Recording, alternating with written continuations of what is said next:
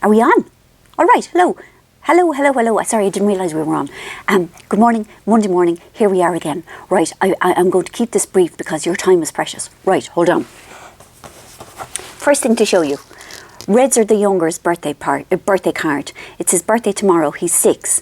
And I'm so proud of it. This is one of the things I'm most proud of in my entire life. This is the most suitable card for anyone that I've ever got. Ever. I mean, it looks exactly like him, and the energy of the card is just like him. And he's so funny. He's such a little scut.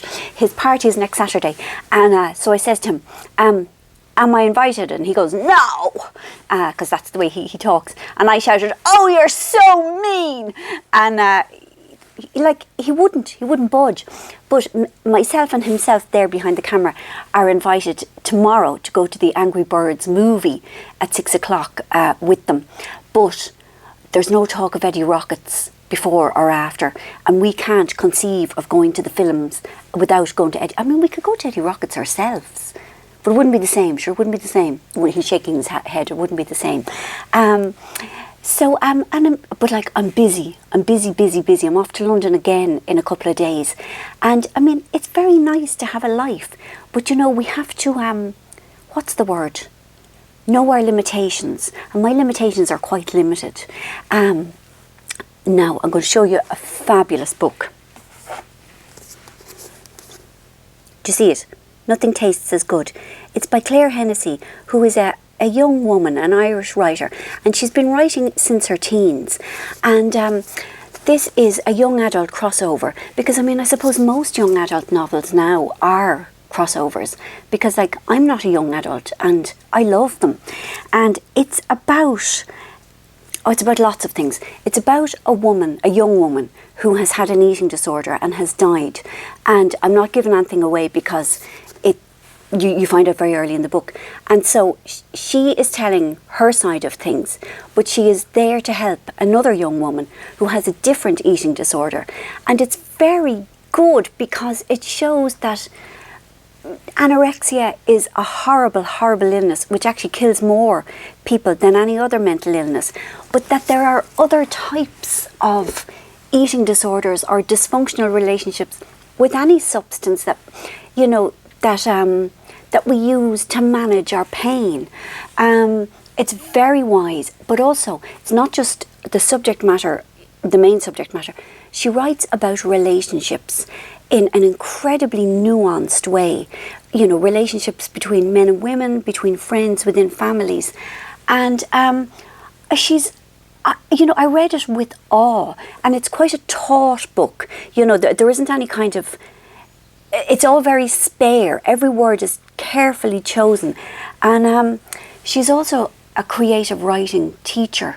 And I just got this longing. I'd love her to be my mentor, even though she's 23 years younger than me, because I just want somebody to hold my hand. And I know that sounds pathetic, but look, that's how it is for me. You know, I'm so grateful to be a published writer, but I find it daunting and I find it frightening. And I'd love somebody to say, that bit's good, that bit's really good. I'm not so sure about that bit. Maybe you'd rework it in a better way, or a more down, low key way, or, you know, whatever. So, I just